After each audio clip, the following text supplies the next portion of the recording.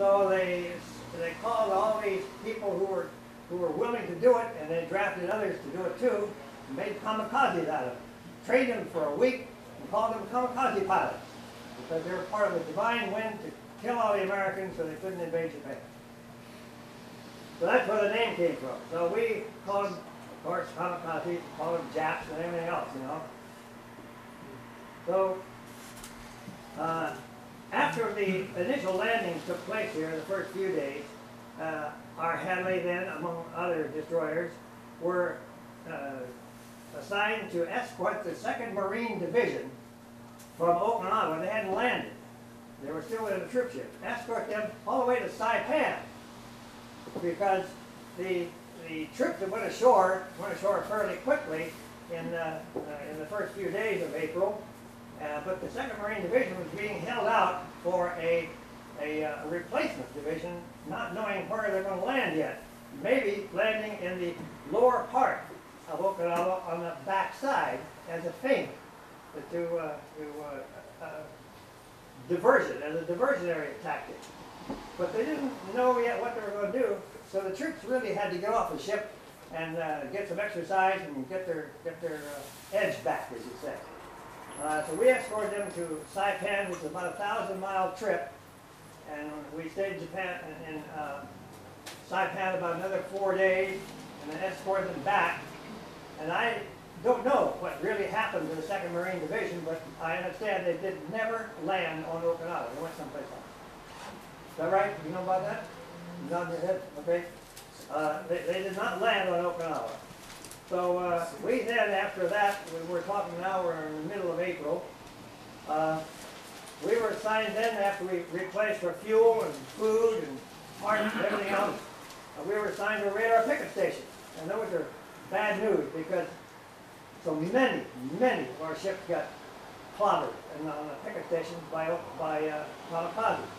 And we went out on the first picket station to relieve a ship which had been hit and had to go back. And we took their place and stayed there a few days. Then we were ordered over to another radar picket station to replace another ship. And then the ship that was with us at the time got hit. We didn't. Well, we got our 2nd kamikaze kill at that time. Then we were transferred from there back to the beach area to patrol for submarines and kamikazes close in.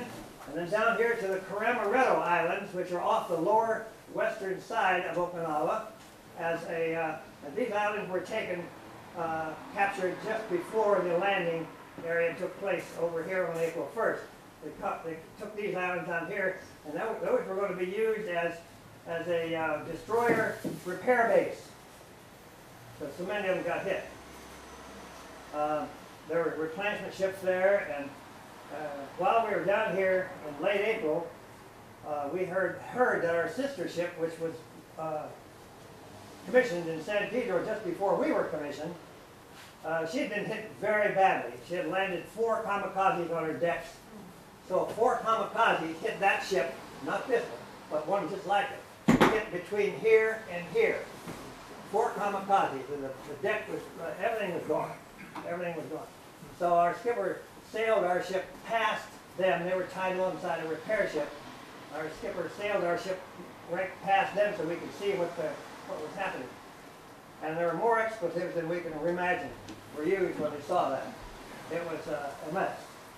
So we then went out, we were ordered out on the radar picket station number 15, which is out here, quite a ways out, and with another destroyer. And since one of our CIC officers was off the ship, he was back getting some more training on visual fighter direction. They gave us 2 more officers to work in the Combat Information Center and a couple of other enlisted personnel to run the radars themselves.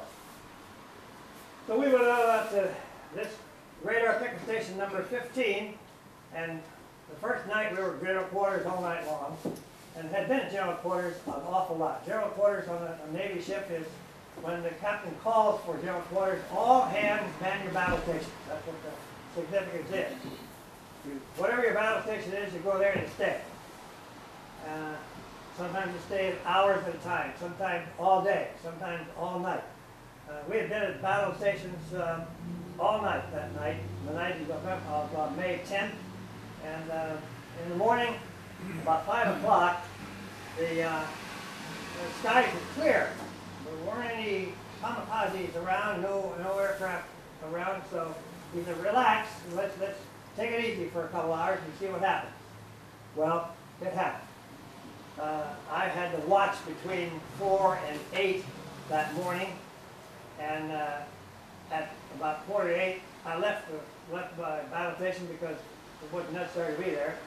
I went down and got something to eat. I had a couple of hard-boiled eggs, I think, and a piece of toast. And before I could eat it, the loudspeakers had bong, bong, bong, bong, general quarters, all hands back to battle stations. So that means get going right now. We've got something coming. And before they even stopped with those words, they said, commence firing, starboard side. So that means there's something really close. Well, I was running up the ladders into my combat information center, and they're firing. It so happens that a Japanese float plane had snuck in low on the water, out of the sight of radar. The visual contacts, the lookouts on the ship, spotted him with glasses. They're field glasses all the time. And they spotted him coming, warned the bridge right away, and so they called it the general quarters, and they started firing, and they knocked the guy down some about a quarter mile away from the ship. And when they hit him with a shell, with a bullet from one of the guns, I don't know whether it was a 40 millimeter or a 5-inch, I don't remember which one it was. It doesn't make any difference. When he hit, he exploded with a tremendous fireball, which means that he was carrying a lot of extra gasoline for creating fires, or a lot of extra bombs or something or other, because normally float planes don't carry that much ammunition, that much gas. And so he exploded a big fireball, and then everybody realized that, oh, these guys can sneak in pretty badly and pretty fast. So we stayed in general quarters, and it didn't take long, another 10, 15 minutes, and then more planes were spotted. But in the meantime, we had 12 Marine pilots flying F-4U Corsairs. Everybody know what an F-4U Corsair looks like? Oh, good number do anyway. It's a dull-winged, very powerful, very fast, very capable airplane. Could come from an aircraft carrier or from a landing field. And these fellas were based on the principal airport on Okinawa called